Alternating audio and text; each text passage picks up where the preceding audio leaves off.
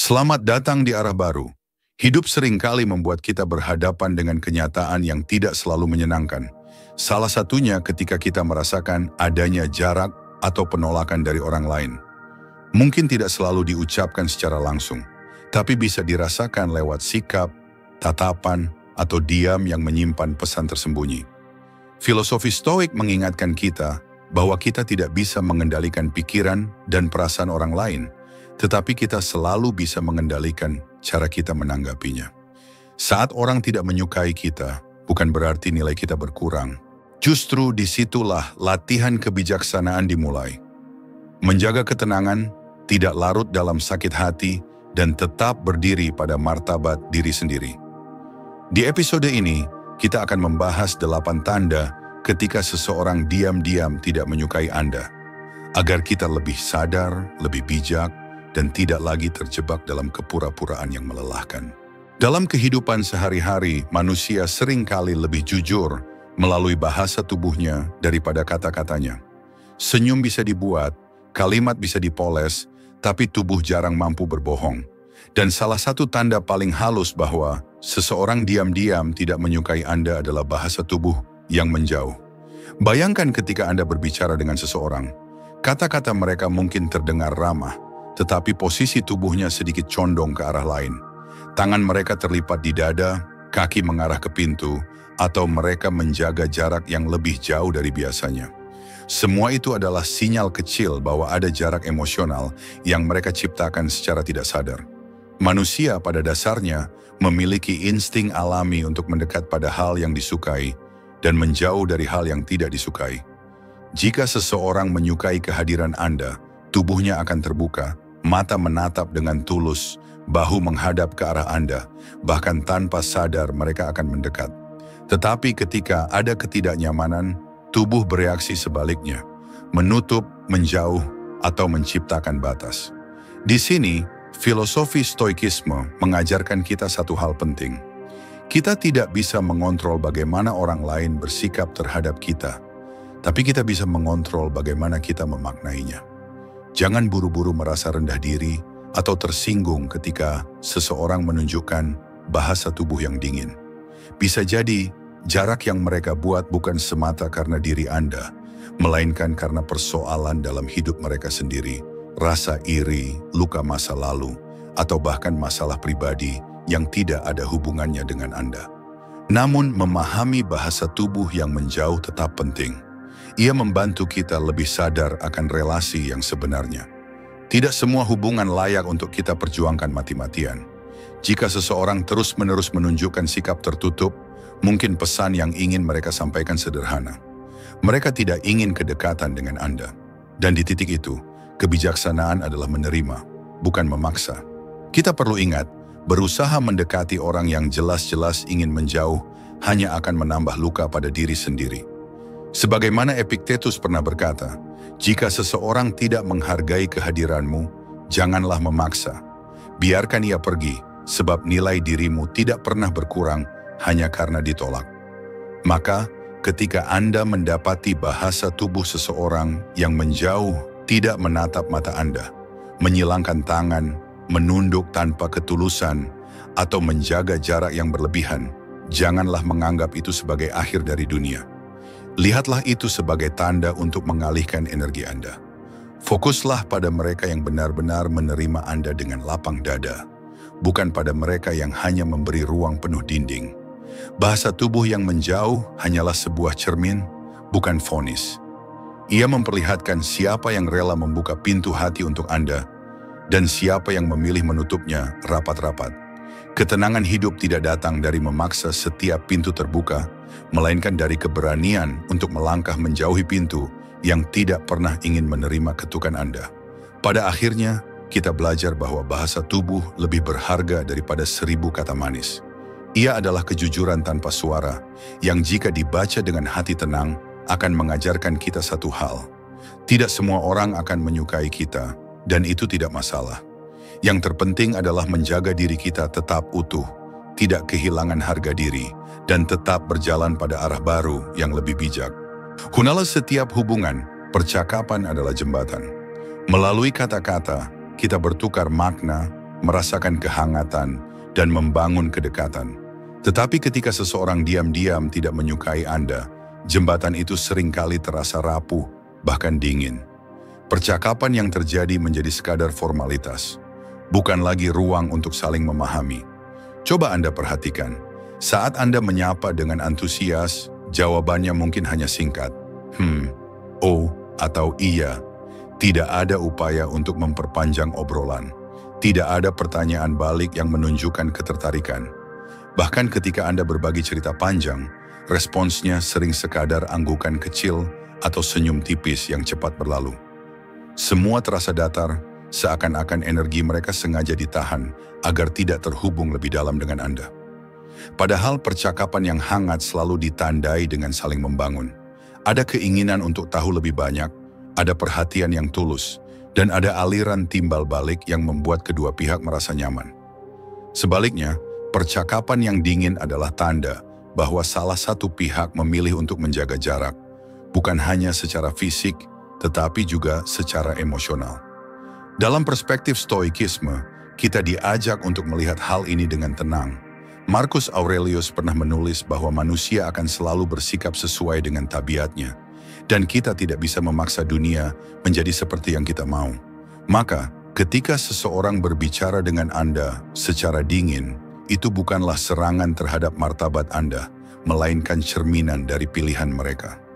Mereka bisa saja menyimpan rasa tidak nyaman, iri, atau sekadar tidak tertarik.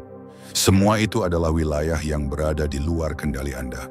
Namun dari percakapan yang dingin dan singkat, kita bisa belajar sesuatu yang berharga. Jangan buang energi di tempat yang tidak memberi balasan. Jika obrolan selalu berakhir kaku, jika setiap kata yang Anda lemparkan hanya dibalas dengan jawaban seperlunya, mungkin itulah tanda bahwa Anda perlu berhenti memaksakan hubungan. Kehidupan ini singkat dan terlalu berharga untuk terus mencari kehangatan di hati yang dingin. Lebih baik Anda mengarahkan perhatian kepada orang-orang yang benar-benar mendengarkan dengan penuh, yang menatap mata Anda dengan tulus, dan yang merespons bukan hanya dengan kata-kata, tetapi dengan kehadiran yang nyata. Karena percakapan sejati tidak diukur dari panjangnya kata, melainkan dari ketulusan yang terasa di baliknya. Maka ketika Anda berhadapan dengan seseorang yang selalu berbicara dingin dan singkat, jangan terburu-buru sakit hati. Lihatlah itu sebagai pesan tanpa suara, bahwa mereka tidak ingin membuka ruang untuk Anda. Dan kebijaksanaan sejati adalah menerima tanda itu dengan lapang dada, lalu melangkah ke arah lain, ke arah orang-orang yang benar-benar menghargai kehadiran Anda. Stoikisme mengajarkan bahwa kita tidak perlu mencari pengakuan dari semua orang. Cukup temukan mereka yang tulus, lalu rawat hubungan itu dengan sepenuh hati. Sebab kehangatan tidak pernah lahir dari paksaan, melainkan dari kerelaan dua jiwa yang saling terbuka. Ada satu tanda yang lebih jelas namun tetap sering kita abaikan. Seseorang yang berusaha menghindari kehadiran kita. Tidak selalu dengan kata-kata terang-terangan, tetapi dengan cara halus yang berulang. Mereka tiba-tiba sibuk ketika Anda datang, berpindah tempat ketika Anda mendekat, atau sengaja mencari alasan untuk tidak berada dalam satu ruang yang sama. Kita semua pernah mengalaminya. Mengundang seseorang, tetapi mereka selalu punya alasan untuk menolak. Berusaha memulai interaksi, tetapi mereka seperti mencari celah untuk pergi. Bahkan dalam sebuah kelompok, Anda bisa merasakan bagaimana mereka berusaha menjauh dari percakapan ketika Anda ikut bergabung. Pada dasarnya, manusia cenderung mendekati sesuatu yang membuatnya nyaman dan menjauh dari yang tidak diinginkan. Jika kehadiran Anda selalu dihindari, itu adalah sinyal kuat bahwa ada ketidaksukaan yang mereka simpan, meskipun mereka mungkin tidak pernah mengatakannya secara langsung. Bahasa tubuh bisa disamarkan, kata-kata bisa dipoles, tetapi perilaku menghindar adalah refleks yang sulit ditutupi. Namun disinilah letak tantangan bagi kita. Bagaimana kita memaknai penghindaran itu? Dalam pandangan Stoikisme, yang terpenting bukanlah mengapa mereka menjauh, melainkan bagaimana kita merespons sikap itu. Epictetus pernah mengingatkan, jangan habiskan waktu untuk bertanya mengapa seseorang tidak menyukaimu. Itu adalah pikirannya, bukan milikmu. Kendalikan hanya apa yang ada di dalam dirimu. Menghindari kehadiran Anda bisa muncul dari banyak sebab. Bisa jadi karena rasa iri yang tidak mereka akui, Bisa jadi karena mereka merasa tersaingi. Bisa juga karena pengalaman masa lalu yang menempelkan citra tertentu pada diri Anda. Tetapi apapun alasannya, itu adalah bagian dari kehidupan sosial yang tidak bisa kita kendalikan sepenuhnya. Yang bisa kita lakukan adalah menjaga martabat diri. Jangan pernah jatuh ke dalam jebakan memohon perhatian dari mereka yang dengan jelas menolak untuk hadir bersama Anda.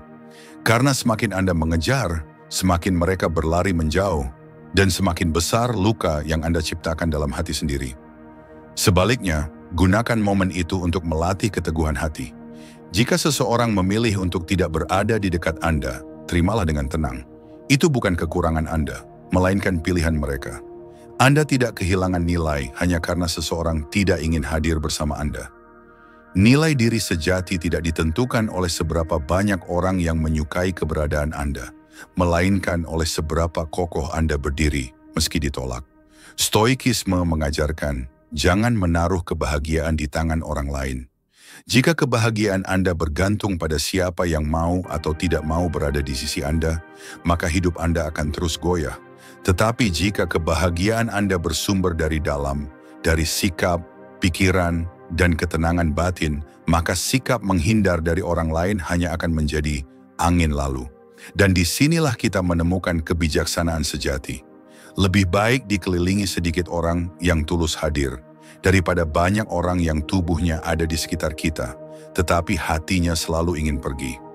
Kehadiran sejati bukan sekadar berbagi ruang, melainkan berbagi jiwa, perhatian, dan ketulusan.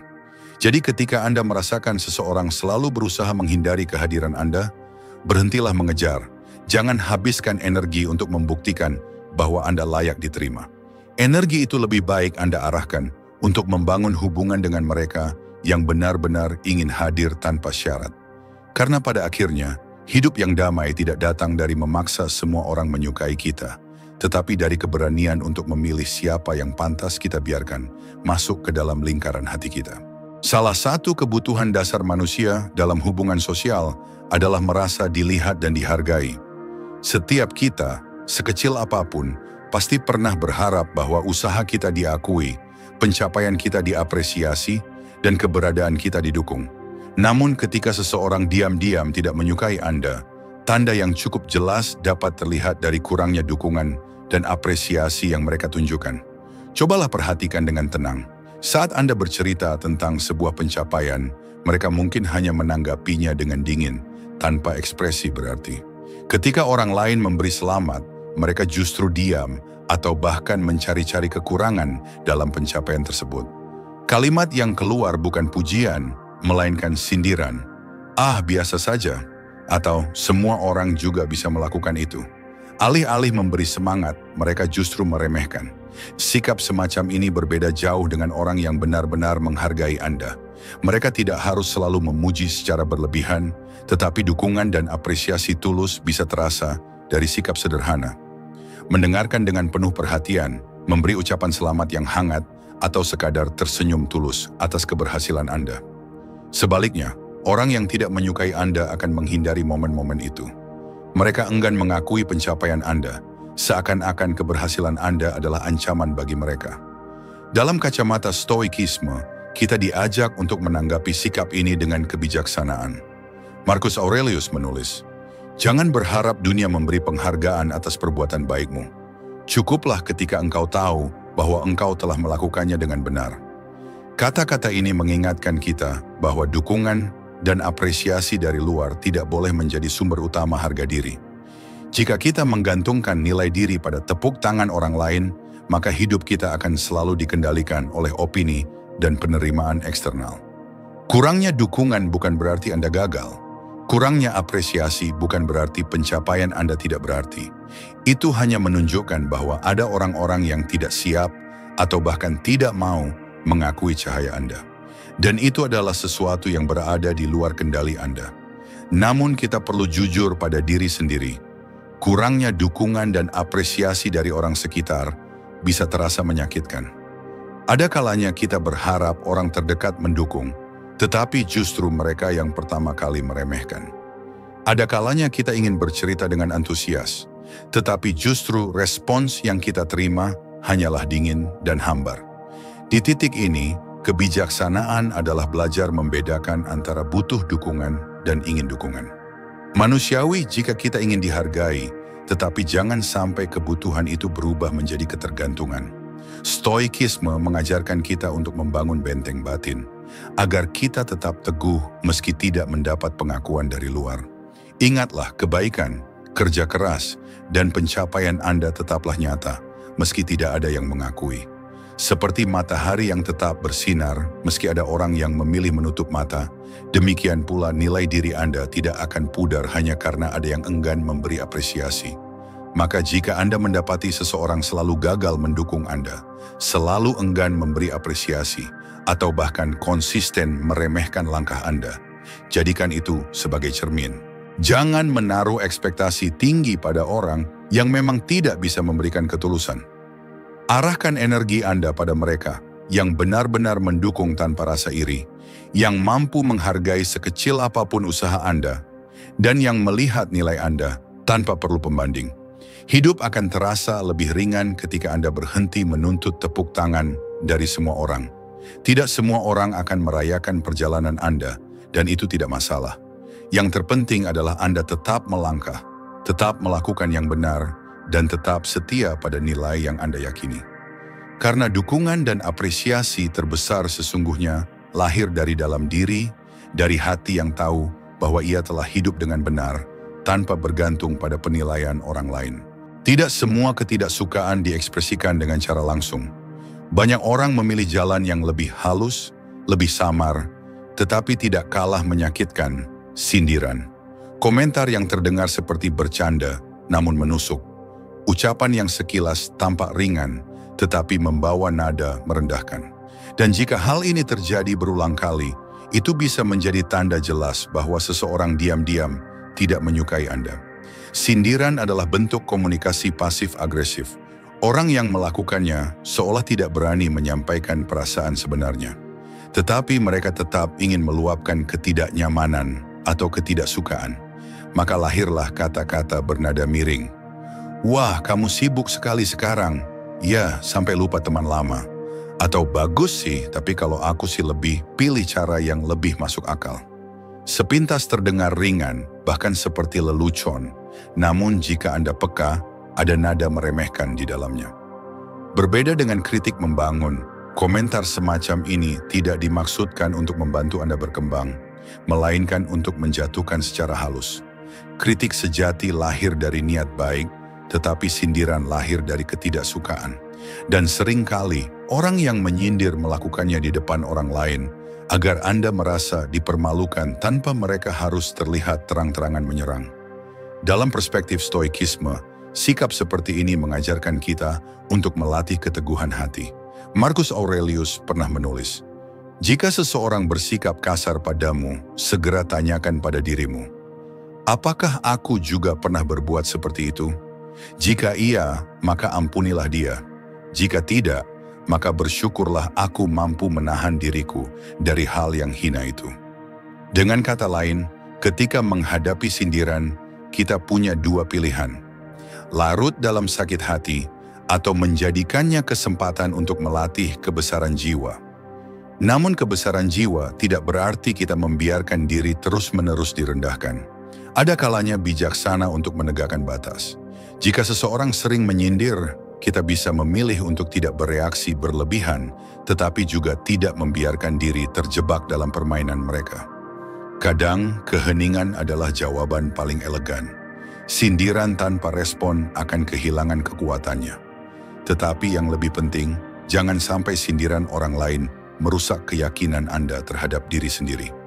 Ketika Anda tahu bahwa yang Anda lakukan benar, yang Anda perjuangkan bernilai, maka ucapan negatif tidak lebih dari gema kosong.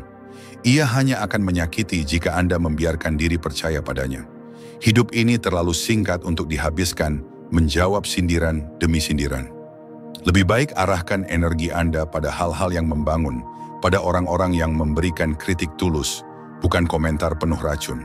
Karena orang yang benar-benar peduli tidak akan merendahkan Anda dengan sindiran, tetapi akan mengulurkan tangan dengan kejujuran yang hangat.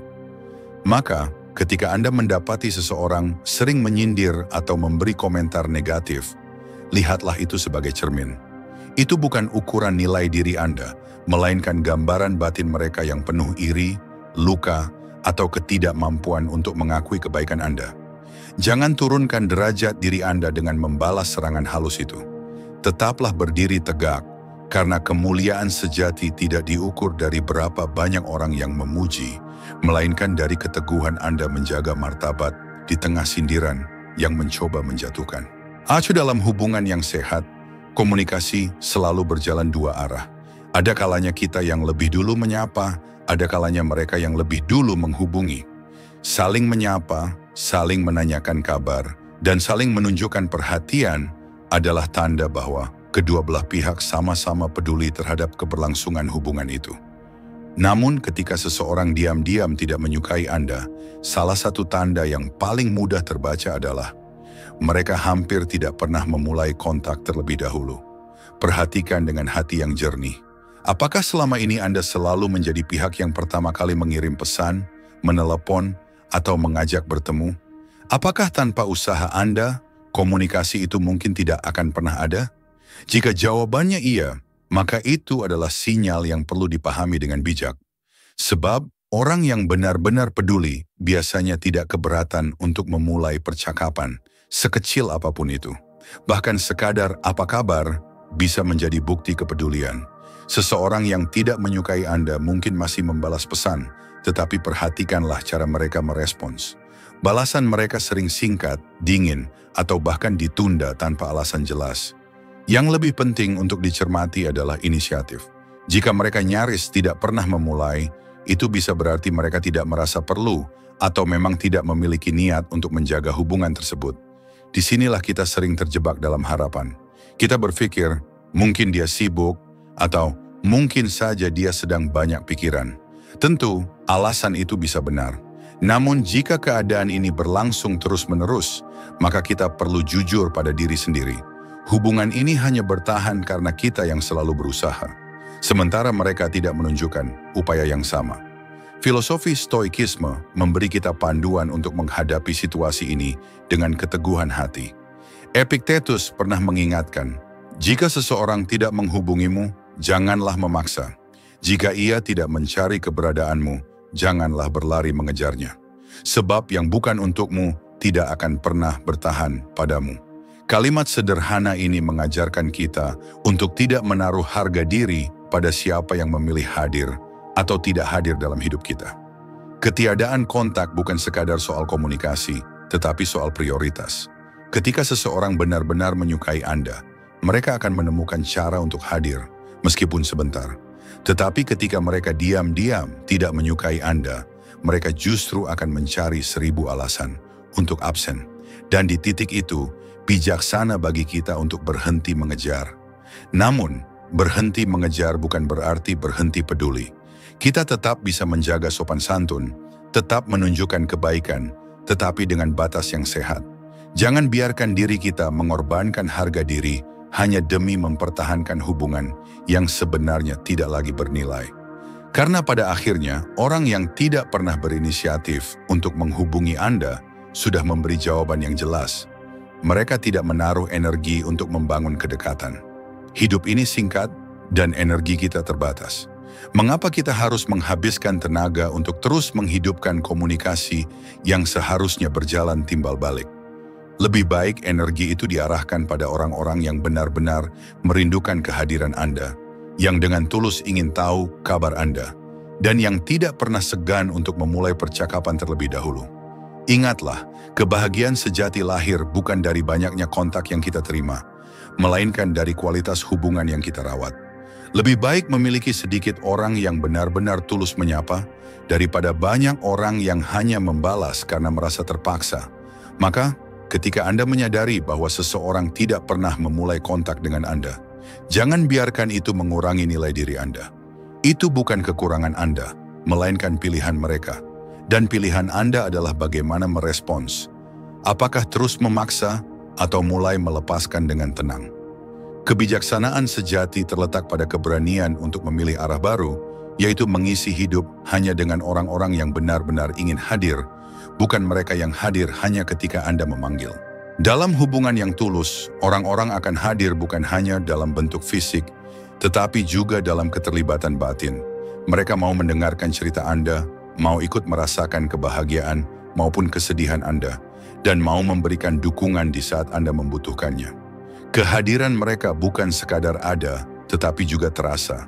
Namun ketika seseorang diam-diam tidak menyukai Anda, salah satu tanda yang sering muncul adalah mereka dengan sengaja membatasi keterlibatan dalam hidup Anda. Coba perhatikan. Saat Anda berbagi cerita penting, mereka hanya menanggapi sekilas lalu segera mengalihkan topik. Ketika Anda mengundang mereka dalam momen berharga, mereka sering memberi alasan untuk tidak datang. Bahkan dalam hal-hal sederhana, mereka enggan terlibat. Mereka tidak ingin tahu lebih dalam tentang perjalanan hidup Anda, tidak tertarik dengan perasaan Anda, dan tidak memberi ruang bagi Anda untuk hadir dalam hidup mereka. Semua itu adalah batas yang sengaja mereka bangun. Bukan batas sehat yang bertujuan menjaga diri, melainkan batas yang didorong oleh keengganan, ketidakpedulian, atau bahkan rasa tidak suka. Mereka mungkin tetap ada di sekitar Anda secara sosial, tetapi jarak emosional yang mereka buat begitu jelas. Seolah-olah mereka mengatakan, "Aku di sini, tapi aku tidak ingin terlalu dekat denganmu." Filosofi Stoikisme mengajarkan kita untuk membaca tanda-tanda ini dengan kejernihan. Marcus Aurelius pernah menulis, "Jika seseorang menutup pintu bagimu, jangan mengetuk terlalu lama, karena pintu yang tertutup bukanlah jalur yang ditentukan alam untukmu." Kalimat ini sederhana namun dalam. Tidak semua orang harus membuka ruang bagi kita, dan tidak semua hubungan layak diperjuangkan dengan memaksa. Membatasi keterlibatan seringkali juga terlihat dari sikap pasif. Mereka tidak pernah bertanya kabar Anda, tidak pernah menanyakan bagaimana perkembangan Anda, atau bahkan tidak ingin tahu apa yang sedang Anda perjuangkan. Hal ini berbeda dengan orang yang benar-benar peduli. Orang yang tulus mungkin tidak selalu hadir dalam setiap kesempatan, tetapi mereka tetap memberi perhatian dengan cara sederhana. Sebaliknya, orang yang tidak menyukai Anda memilih untuk benar-benar membatasi diri agar tidak terhubung lebih jauh. Disinilah kebijaksanaan dibutuhkan. Jangan biarkan keterbatasan yang mereka buat melukai nilai diri Anda. Ingatlah bahwa setiap orang berhak menentukan seberapa jauh ia ingin membuka ruang dalam hidupnya untuk orang lain. Dan ketika Anda mendapati diri Anda tidak termasuk dalam ruang itu, terimalah dengan lapang dada. Namun menerima bukan berarti menyerah atau merasa tidak berharga. Justru penerimaan adalah bentuk tertinggi dari kekuatan batin. Karena dengan menerima, Anda berhenti memaksa, berhenti berharap berlebihan, dan mulai memusatkan perhatian pada mereka yang benar-benar mau berbagi ruang dengan Anda. Kita seringkali terjebak dalam keinginan untuk diterima semua orang. Padahal seperti yang diajarkan Stoikisme, hidup yang tenang justru lahir ketika kita berhenti menggantungkan kebahagiaan pada penerimaan orang lain. Tidak masalah jika ada yang membatasi keterlibatannya dalam hidup Anda. Yang penting adalah Anda tetap terlibat penuh dalam hidup Anda sendiri, menjalani nilai, menjaga integritas, dan tetap menjadi pribadi yang tulus. Maka ketika seseorang memilih untuk membatasi keterlibatan dalam hidup Anda, janganlah merasa kecil. Lihatlah itu sebagai tanda bahwa Anda perlu mengalihkan energi. Jangan mengetuk pintu yang tidak ingin terbuka. Arahkan langkah Anda pada pintu lain, pintu orang-orang yang benar-benar menyambut Anda dengan kehangatan, yang tidak membatasi kehadiran Anda, dan yang dengan tulus ingin menjadi bagian dari perjalanan hidup Anda. Pada akhirnya kita harus menerima kenyataan sederhana ini. Tidak semua orang akan ikut berjalan bersama kita. Beberapa hanya akan hadir sebentar, lalu menjauh. Beberapa akan ada secara fisik, tetapi tidak pernah terlibat sepenuhnya. Dan itu tidak apa-apa, karena hidup bukan tentang berapa banyak orang yang ada di sekitar kita, tetapi tentang siapa yang benar-benar berjalan bersama tanpa batas, dengan hati yang penuh ketulusan. Ada sesuatu yang seringkali lebih kuat dari kata-kata, lebih dalam dari bahasa tubuh, dan lebih sulit dijelaskan dengan logika. Itu adalah energi yang terpancar dari seseorang. Kita semua pernah merasakannya, tanpa tahu persis mengapa. Kita merasa tidak nyaman saat berada di dekat seseorang. Kata-kata mereka mungkin biasa saja, senyum mereka mungkin terlihat wajar, tetapi ada aura dingin, getaran samar yang membuat kita merasa tidak diterima sepenuhnya. Inilah yang disebut energi negatif yang terasa halus. Seseorang yang diam-diam tidak menyukai Anda, seringkali tidak akan mengatakannya secara langsung. Mereka mungkin tetap menjaga kesopanan, tetap berbicara dengan cara yang tidak menyinggung secara terang-terangan, tetapi energi dalam interaksi itu berbeda. Anda merasa seperti ada jarak tak terlihat yang memisahkan Anda dengannya. Energi ini bisa muncul dalam berbagai bentuk. Misalnya ketika Anda berbicara, mereka mendengarkan tanpa sungguh-sungguh. Tatapan mereka kosong, seakan menunggu waktu cepat berlalu. Atau ketika Anda hadir, suasana menjadi lebih kaku, seolah kehadiran Anda membawa beban, meskipun Anda tidak melakukan kesalahan apapun. Bahkan dalam percakapan yang ramah sekalipun, Anda tetap bisa merasakan bahwa hati mereka tidak sepenuhnya ada di sana. Marcus Aurelius dalam Meditations pernah menekankan bahwa manusia memiliki kemampuan alami untuk menangkap hal-hal yang tidak kasat mata. Ia menulis bahwa jiwa kita seringkali lebih jujur daripada pikiran kita, karena ia dapat merasakan apa yang tidak bisa diungkapkan oleh bahasa. Itulah sebabnya kita mampu merasakan ketidaktulusan, meski terselubung oleh senyum dan kata-kata manis. Energi negatif yang terasa halus ini adalah tanda penting yang tidak boleh diabaikan.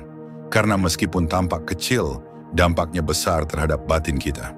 Berada terlalu lama di dekat orang yang menyimpan ketidaksukaan akan menguras energi emosional.